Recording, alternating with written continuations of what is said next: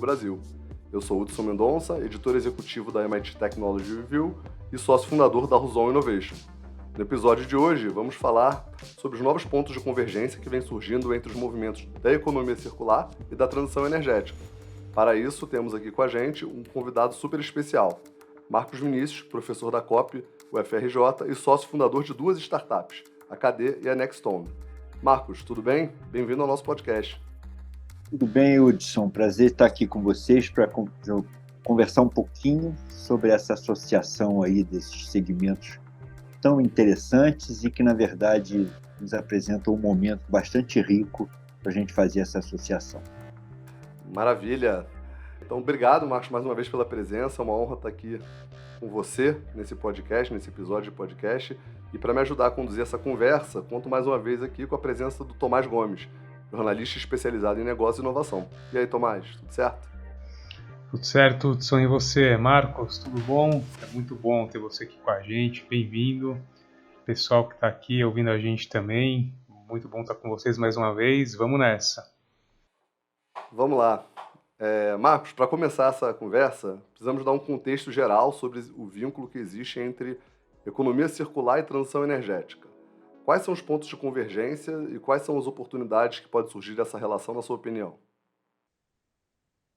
Hudson, Tomás, é extremamente interessante você olhar a coisa sobre esse viés. Quer dizer, a transição energética, ela nos leva aí a um conjunto de demandas que perpassam pela produção do que a gente poderia entender de diversos elementos, vamos dizer assim, estratégicos, né, em termos de composição química, para que toda essa modificação da nossa mobilidade, né, vamos chamar assim, que está atrelada aí à transição energética, se dê de uma forma não só tranquila, mas também equivalendo aí a um viés de um olhar social mais representativo de todo esse movimento. A economia circular, ela tem por mote a utilização, vamos dizer assim, de resíduos de uma cadeia produtiva em outra. Então, efetivamente, esse vínculo, ele vem dessa nova demanda de elementos estratégicos que serão demandados pela transição energética e a oportunidade que você tem na elevação dessas quantidades de materiais novos que serão minerados a serem utilizados por outras cadeias produtivas que não vinculadas especificamente ao setor de transição energética. E é importante também a gente ressaltar três palavras que nós estamos muito acostumados a ouvir para a gente poder fazer a distinção disso ao longo da nossa conversa.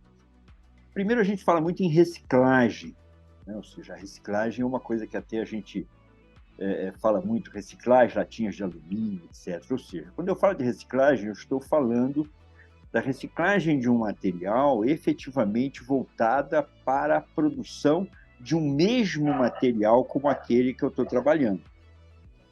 Então, ou seja, a reciclagem significa eu ter a perspectiva do trabalho com as latinhas de alumínio para produzir mais latinhas de alumínio ou novas latinhas de alumínio. Quando eu falo em reutilização dessas latas de alumínio, e aí nos valendo aí de alguns aspectos ligados à transição energética, eu estaria usando esse alumínio para fazer, por exemplo, as torres de transmissão das linhas, né? Então, ou seja, eu estou utilizando a mesma lata de alumínio para a produção de um outro bem. Mas se eu falo de reaproveitamento no âmbito da economia circular, eu estou falando de usar esse alumínio, por exemplo, para a produção de óxido de alumínio para entrar na composição, por exemplo, de um vidro, né? Então, a economia circular ele tem esses três âmbitos, né? E, efetivamente, no caso da transição energética, uma demanda enorme e uma oportunidade enorme de geração de emprego e renda vai surgir efetivamente de um aumento de produção significativo de diversos elementos estratégicos para esse momento de transição energética, onde novos materiais, onde novos equipamentos, novos dispositivos serão, vamos dizer assim, desenvolvidos para que essa transição ocorra de uma maneira eficiente. Perfeito, Marcos. Eu queria agora ouvir um pouco mais de você, né? A partir de tudo que você falou, como essas oportunidades e possibilidades estão sendo aproveitadas na prática, né? E quando eu falo em oportunidades, eu estou pensando, né, em iniciativas, ideias e projetos que possam gerar novos negócios, revelar novas fontes de energia e também impulsionar a economia de maneira geral, né? Pensando nesse encontro entre economia circular e transição energética. Tomás, esse é um ponto também extremamente importante, né? E esse talvez nos leve para um outro foco complementar a isso que a gente está conversando. O efeito da transição energética ele tem alguns olhares bastante específicos em relação ao caminho que vai ser seguido por, não diria globalmente, mas talvez por aspectos ligados às regiões. Por que eu digo isso? Porque, na verdade, não se chegou ainda na caracterização do que seria o design dominante, do que nos levaria a definir por um ou outro modo de consolidar esse aspecto da transição energética. Ou seja, nós temos diversos vieses, né? Energia solar, energia eólica, a própria questão da mobilidade ainda, se você irá trabalhar em cima de hidrogênio verde, em cima de veículos híbridos, em cima de veículos elétricos, tudo isso tem uma relevância muito grande. Existe uma tendência global de que talvez o olhar disso seja um olhar de um design que talvez seja mais local do que global, né? O exemplo do Brasil é clássico, né, em relação ao pró-álcool. É quase que um país exclusivamente que aplicou essa tecnologia de uma maneira extensiva. Esse é um estudo que vem sendo desenvolvido também na COP, junto com um aluno nosso de doutorado, que é da Gartner. Então, esse aspecto vem trabalhando e nos levando a atenção de uma maneira bastante significativa. Obviamente que as oportunidades aí, como você colocou na sua pergunta, elas são inerentes, quer dizer, qualquer um desses vieses focalizados em termos de design que vai ser efetivamente dominante em cada uma das regiões vai gerar oportunidades distintas. Então, se definirmos efetivamente que serão os veículos elétricos que vão estar assegurando a nossa mobilidade, se são, na verdade, as turbinas eólicas que vão responder por grande parte da produção de energia em termos de Brasil, efetivamente as oportunidades vão se calcar em cima, pelo lado da economia circular, desses elementos que são demandados para a produção desse tipo de equipamento, de veículo ou de dispositivo de transmissão. Então, esse olhar ele depende muito do que vai ser a consolidação desse. Como vai se dar isso em termos das opções regionais, de decisões, às vezes com apoio mais ou menos governamental, um interesse maior ou menor do setor privado em investir nesses desenvolvimentos.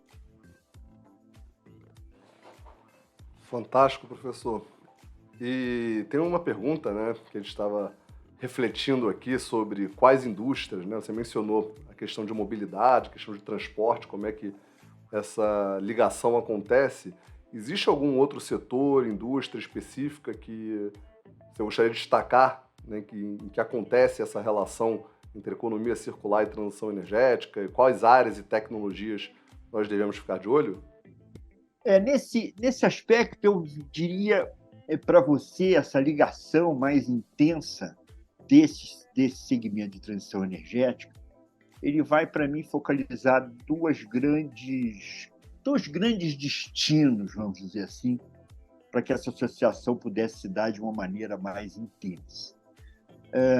Quando você fala em economia circular e você tem um olhar global, você quase que elege dois grandes segmentos que são segmentos capazes de absorver quantidades e volumes que representam números significativos em termos de movimentação de material e capacidade de atrair, de gerar emprego e renda de maneira extensiva. Esse é um ponto extremamente importante dessa associação. Eu diria a você que os dois setores, para mim, que terão a perspectiva e a possibilidade de ter realmente essa representação seria o agronegócio e seria a construção civil.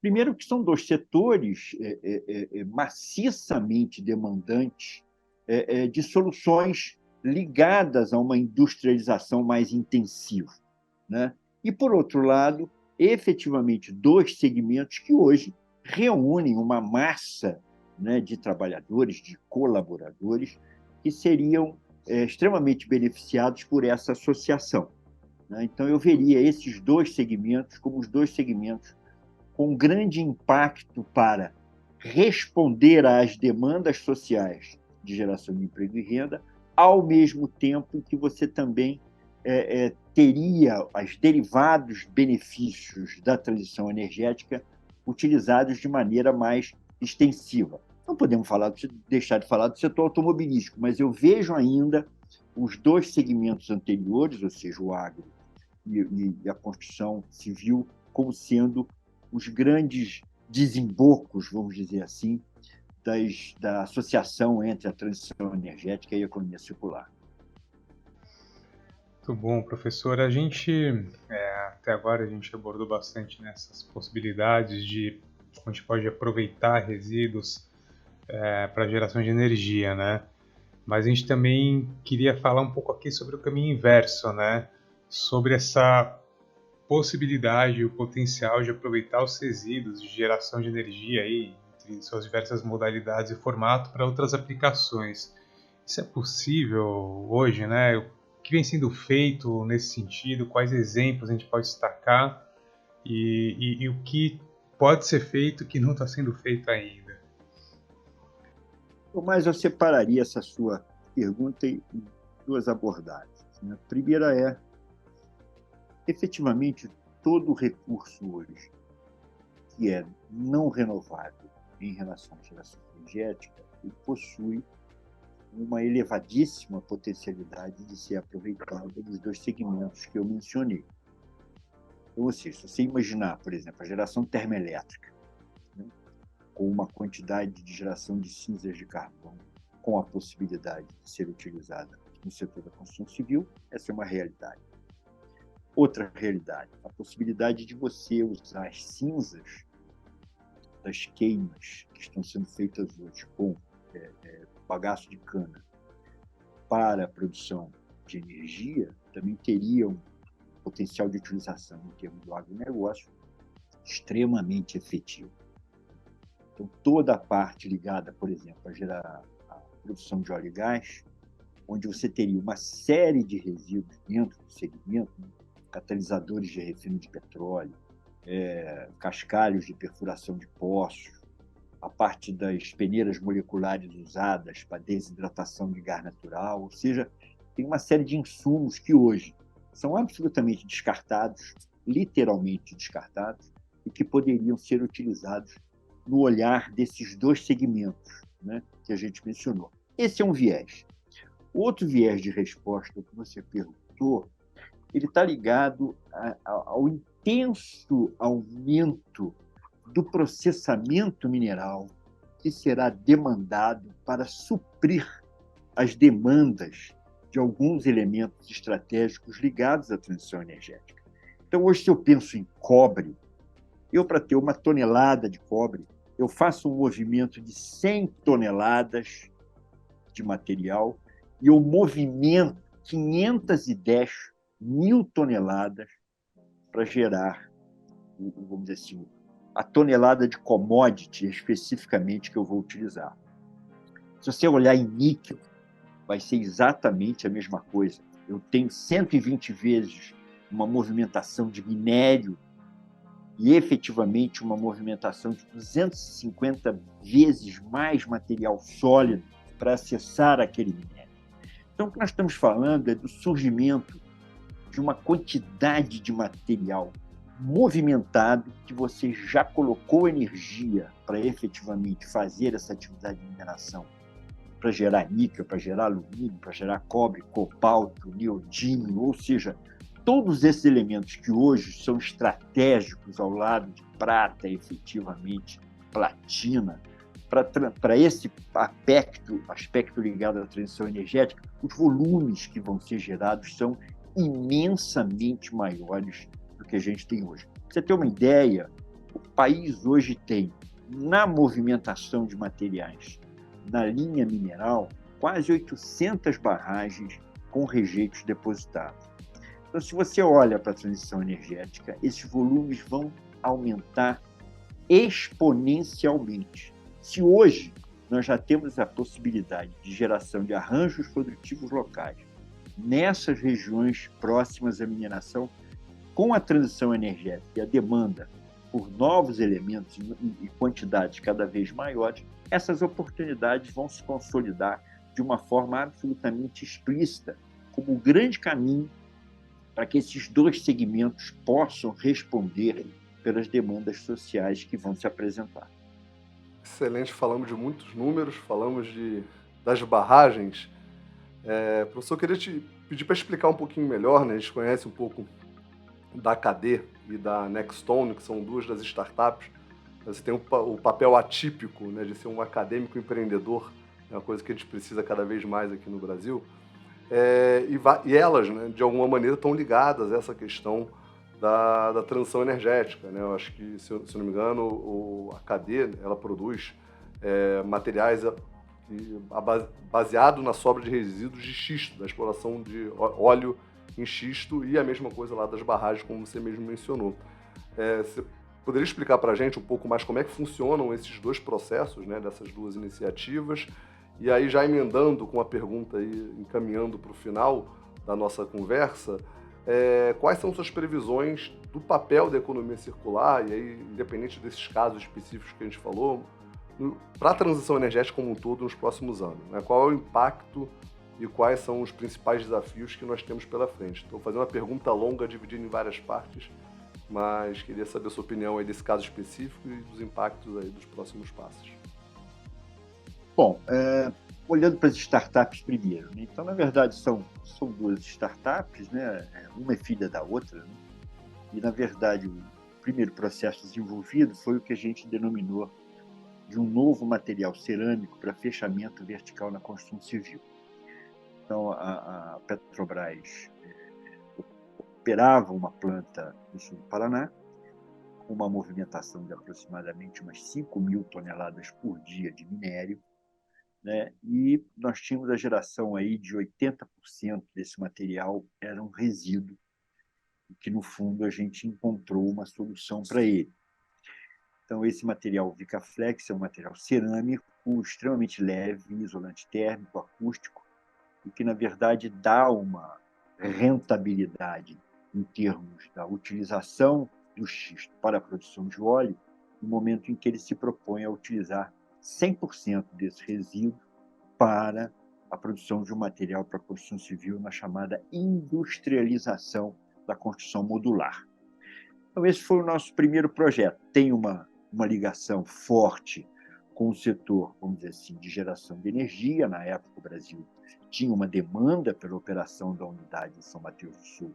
Ela produz, não é uma quantidade significativa, são 4.000 barris por dia. Hoje é uma quantidade quase que simbólica nessa linha, mas que demonstra o potencial. O Brasil tem a segunda maior reserva do mundo de xisto, então é uma perspectiva grande da gente ter a possibilidade de utilizar esse resíduo para a construção civil, também é uma demanda nacional bastante significativa em termos de casas populares, etc.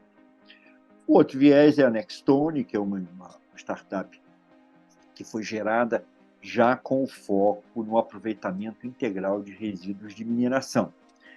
Então, nós tivemos um trabalho grande desenvolvido com resíduos de barragem, com a gente praticamente caracteriza como inadmissível o que aconteceu em Brumadinho e em Mariana.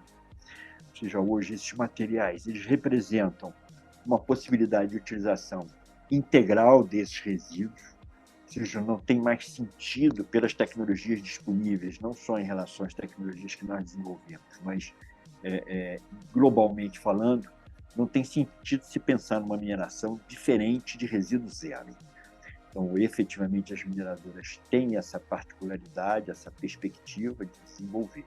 E os materiais que a gente desenvolve a partir desses resíduos de mineração é o que a gente designou de granito sintético, né? Como se fosse um porcelanato vitrocerâmico capaz de ser produzido sem absolutamente nenhuma outra adição de material que não resíduo industrial.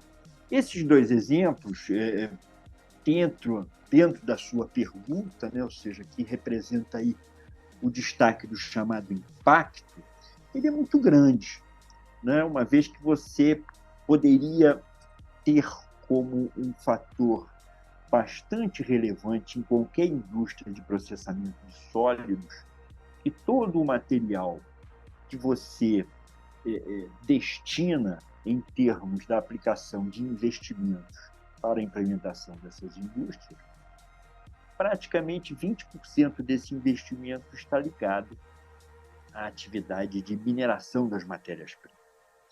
Então, se você pensa nos resíduos, você já está iniciando um negócio, seja ele pelo viés do agronegócio, seja ele pelo viés da construção civil, com 20% a menos de necessidade de investimento. Por quê? Os materiais foram já minerados, eles, na sua imensa maioria, estão num tamanho de grão, ou seja, numa redução de granulação bastante significativa, já praticamente completamente adequados ao que seria a manipulação das primeiras etapas do processo industrial no âmbito da economia circular.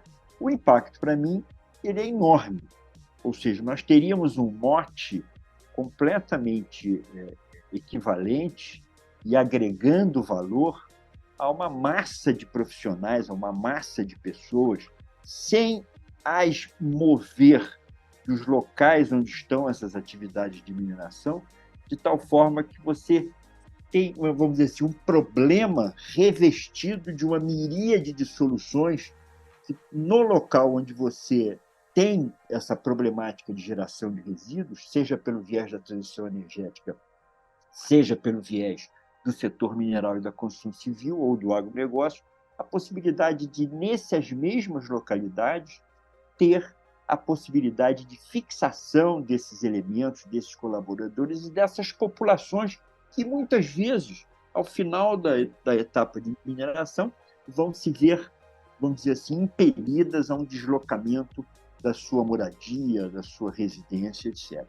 Então, é uma oportunidade extremamente importante para o Brasil, em termos das suas dimensões e diversidade, vamos dizer assim, de ocorrências minerais, uma oportunidade extremamente interessante para políticas governamentais, para fomentos de agências, em termos de até de investidores privados, no sentido da indução dessa transformação.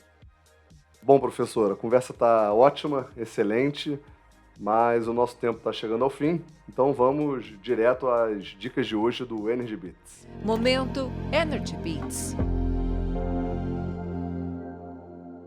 Bom, professor, como eu já tinha te falado, né, a gente tem um bloco aqui no podcast chamado Energy Beats, que é um bloco onde compartilhamos dicas de vídeos, livros, séries, documentários, para quem quiser saber mais sobre o assunto do episódio.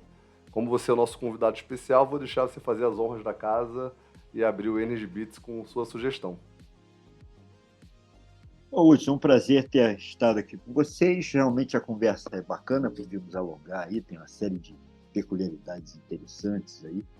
Mas, em termos de indicação, eu acho que o tópico que a gente gostaria realmente de fomentar é essa associação, né, como o Tomás puxou a colocação dele no início, da gente fomentar a economia circular e aproveitando aí o viés da transição energética como uma mega oportunidade de fazer esse casamento.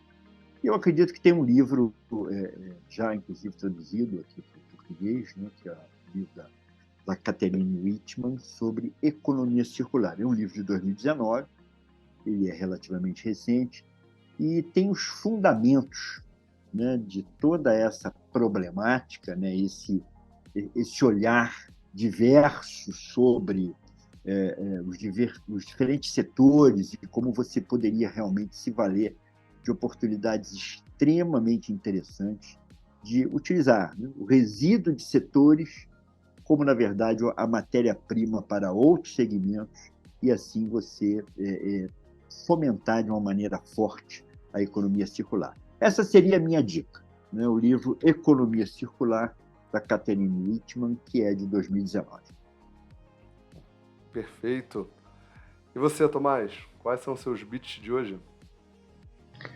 Bom, vamos lá. Já que o professor já recomendou o livro da Catherine Whitman, a minha sugestão de hoje, a minha dica, o meu bits, vai para um documentário que se chama Descarte, é do Leonardo Brandt, um diretor brasileiro.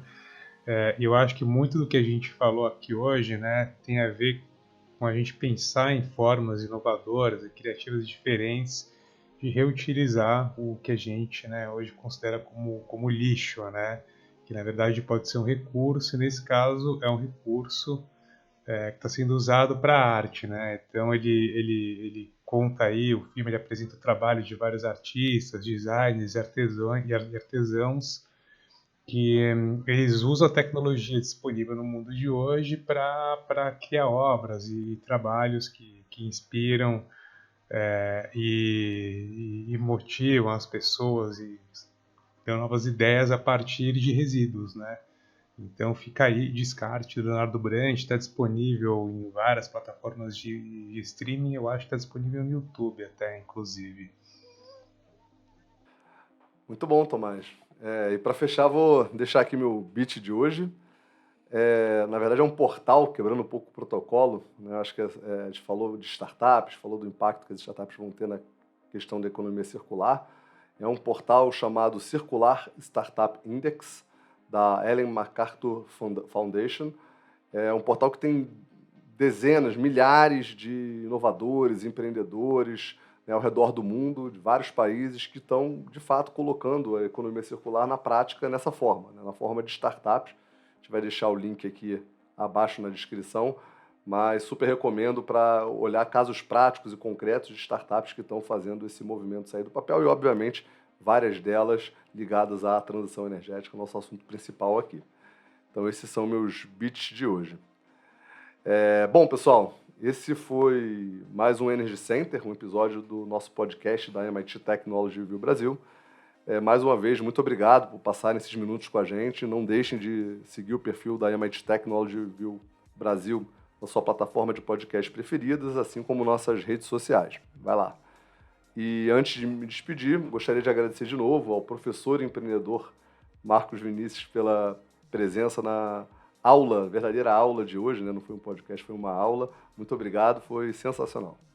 Obrigado, Hudson, pela oportunidade de estar aqui com vocês, participando aí desse grande movimento que a gente está vendo nascer. E obrigado também ao Tomás pela diligência e aplicação, né, endereçamento das perguntas. Então, mais uma vez, obrigado e sucesso aí na empreitada. E certamente vão aparecer outros temas, outros assuntos ligados aí à área de transição energética para a gente voltar a estar aqui com vocês batendo um papo. Muito obrigado. Perfeito. Tomás, mais uma vez, obrigado aí pela parceria na nossa conversa. Obrigado, Hudson. Obrigado, professor. Como o Hudson falou, foi uma aula aqui, um privilégio estar com você hoje. E espero aí que, tenho certeza que nossa audiência, quem está ouvindo a gente, vai aprender tanto quanto a gente aprendeu hoje. Obrigado, todo mundo. Obrigado, professor. Obrigado, Hudson. Até a próxima, pessoal. Muito obrigado, pessoal. Então, nos encontramos aqui na quarta que vem ou na plataforma de podcast preferida. Até lá.